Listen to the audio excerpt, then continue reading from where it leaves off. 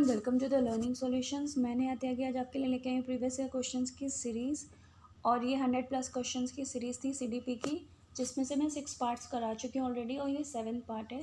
So let's start. Childrens are most creative when they participate in an activity. बच्चा एक बहुत ज़्यादा creative होता है कब? जब वो किसी एक्टिविटी में पार्टिसिपेट करता है। क्यों?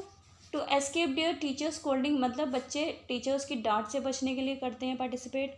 Under stress to do well in front of others, stress में रहता है कि अच्छा परफॉर्म करना है, तो ये भी नेगेटिव है। आउट ऑफ इंटरेस्ट, बिना किसी इंटरेस्ट के। फॉर रिवॉर्ड्स, मतलब किसी गिफ्ट्स के लिए या किसी रिवॉर्ड के लिए वो पार्टिसिपेट करता है। तो यहाँ पूछा गया है कि मोस्ट क्रिएटिव, कब वो ज़्यादा क्रिएटिव होगा? कब होगा वो ज़्यादा क्रिएटिव? जब वो बिना किसी इंटरेस्ट के किसी भी एक्टिविटी में पार्टिसिपेट करेगा।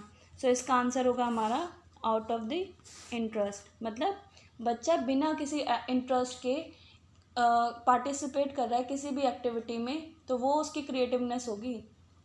नेक्स्ट, अकॉर्डिंग टू पियाजे, children's thinking differs in dash from adults than in dash, मतलब जो पियाजे के अनुसार बच्चे की जो थिंकिंग होती है वो किस तरह से एडल्ट से डिफ़र करती है। Amount, kind, size, correctness, kind, amount, size, type. तो जो बच्चे के अंदर दिमाग होता है उसकी जो क्वांटिटी होती है वो उतनी ही होती है जितनी किसी बड़े में होती है, लेकिन बस बच्चा क्या होता है, सोचने का तरीका बच्चे का बड़े से अलग होता है। तो डिफर्स इन काइंड, काइंड में डिफर्स हो सकता है, मतलब सोचने की जो उसकी क्षमता है उसमें डिफरेंस हो सकता है, पर अमाउंट उसका सेम होता है। सो इसका आंसर होगा kind and amount. Next question, according to Vygotsky, children learn, Vygotsky के हिसाब से बच्चा कब अच्छा याद कर सकता है? When reinforcement is offered, by maturation, by imitation, by interacting with adults and peers. तो रीइंफोर्समेंट मिलेगा तभी ही बच्चा सीखेगा, ये तो नहीं है सही। मैचुरेशन के टाइम नहीं। बाय इमिटेशन, देखकर सीखना, ये तो ठीक होता है, इसकी बात जॉन डुई ने करी थी। लेकिन यहाँ पे वाइगॉत्स्की के बारे में पूछा गया है कि वाइगॉत्स्की के हिसाब से बेस्ट कौन सा है। तो वाइगॉत्स्की किस पे फोकस करते हैं कि बच्चा सोशली अच्छा सीख सकता है, मतलब अपने बड़े और अपने जो ग्रुप के लोग हैं उनके साथ ज़्यादा अच्छा सीख सकता है। तो इसका आंसर होगा by interacting with adults and peers. Next question, learning is not affected by a learners emotion, मतलब एक बच्चा याद कर रहा है लेकिन वो उससे फ़र्क नहीं पड़ा उसे लर्निंग से, तो ये तो गलत है। Has very little connection with emotion, emotion का कोई कनेक्शन ही नहीं होता लर्निंग का, ये भी गलत है। Is independence of a learners emotion, मतलब लर्नर्स के इमोशन से लर्निंग बहुत अलग है। Is influenced by a learners emotion, मतलब कोई भी चीज़ हम बिना इमोशन के नहीं कर सकते, चाहे वो याद ही करना हो, तो वो इन्फ्लुएंस करता है। सो इसका आंसर होगा is influenced by our learners emotion. Kohlberg has given the stages of cognitive development, cognitive development के स्टेजेस पियाजे ने दिए थे। The stages of physical development, ऐसे कोई स्टेजेस हैं ही नहीं। The stages of emotional development में ये भी नहीं। The stages of moral development, नैतिकता की बात करी थी कोलबर्ग ने। सो इसका आंसर होगा हमारा the stages of moral development. Next question, which one of the following is an example of scaffolding, मतलब टेम्प्रेरी मदद का जो स्ट्रक्चर होता है ZPD का, स्कैफोल्डिंग का क्या एक एग्जाम्पल होगा? Giving prompts and cues and asking question at critical junctures, मतलब आप हिंट दे रहे हो बच्चे को और आप उसको स्टेप बाय स्टेप लेके जा रहे हो, ये स्कैफोल्डिंग होगा। गिविंग मोटिवेशनल लेक्चर, सिर्फ लेक्चर देना है बच्चे को, वो स्कैफोल्डिंग होगा। Offering explanation without encouraging questioning, मतलब बच्चे को आप एक्सप्लेनेशन दोगे, उससे ये कह दोगे भाई मुझे कोई क्वेश्चन नहीं बताना, तो मैं किसी क्वेश्चन का आंसर नहीं देना, ये गलत है। Offering both material and non material reward, सिर्फ गिफ्ट्स देने से पढ़ाई नहीं हो सकती।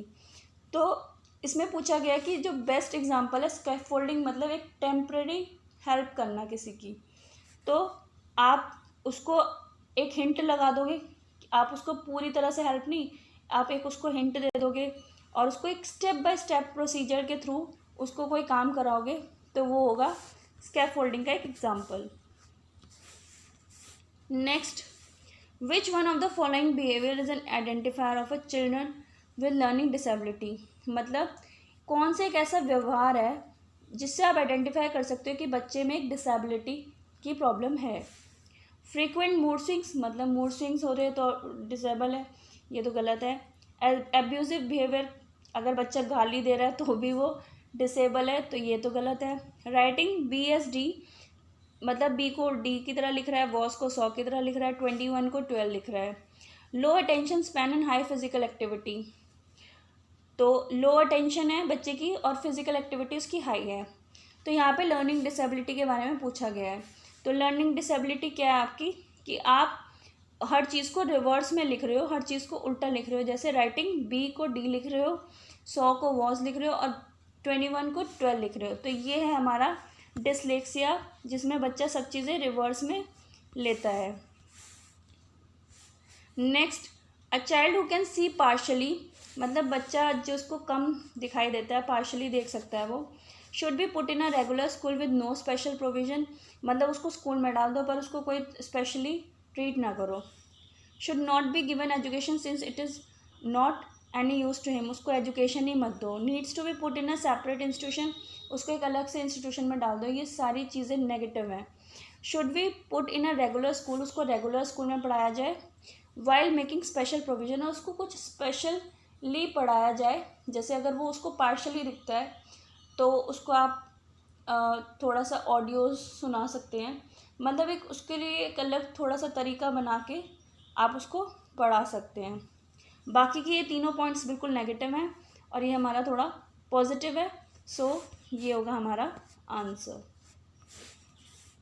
Next, to cater to the children from disadvantaged background, a teacher should give them a lot of written work, मतलब एक बच्चा जो पढ़ नहीं पाया है किसी वजह से, तो आप उसके साथ टीचर किस तरह का व्यवहार करेगी।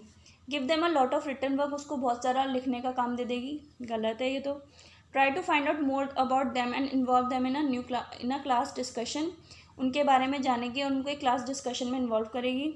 Make them sit separately in a class, तो सेपरेट कर देना ये हमेशा नेगेटिव है, इसको आप हमेशा इग्नोर करोगे। Ignore them as they can not interact with other student, बच्चे को इग्नोर ही कर देना है। तो कभी भी बच्चे के लिए कोई नेगेटिविटी यूज़ की जाए किसी भी ऑप्शंस में, तो आप उसको बिल्कुल हटा देंगे। यहाँ पे आंसर होगा हमारा कि try to find out more about them, उनके बारे में ज़्यादा से ज़्यादा जानने की कोशिश करेंगे। And involve them in a class discussion, और उनको जो क्लास में डिस्कशन चल रहा है उसमें उनको इन्वॉल्व करेंगे। सो इसका आंसर होगा हमारा second, try to find out more about them and involve them in a class discussion. Next, most classroom in India are multilingual, मतलब जो इंडिया में काफ़ी ज़्यादा क्लासरूम्स में कई सारी भाषाएं बोली जाती हैं। And there needs to be seen as dash by the teacher, यहाँ पे लाइन आनी थी, as dash by the teacher. तो एक इसी क्लासरूम में बहुत सारी भाषा का यूज़ हो रहा है, तो वो teachers this needs to be seen as dash by the teacher, तो वो टीचर उसको किस तरीके से देखेगा, अ बॉदर नहीं, अ प्रॉब्लम, अ रिसोर्स, और एक ऑब्स्टेकल मतलब किसी तरह की रुकावट। तो अगर कोई बच्चा, अगर आपकी कोई क्लास में आपकी बहुत सारी भाषाएं बोली जा रही है तो वो एक अच्छी बात है, ऐसा नहीं आप सिंगली आप बच्चों को हैंडल कर रहे हैं, कई सारी भाषाओं का यूज़ हो रहा है आपकी क्लास में, तो वो एक रिसोर्स है। सो इसका आंसर होगा हमारा अ रिसोर्स, रिसोर्स की तरह देखेगा teacher. Thanks for watching the video. Do like and subscribe if you like it. Thank you so much.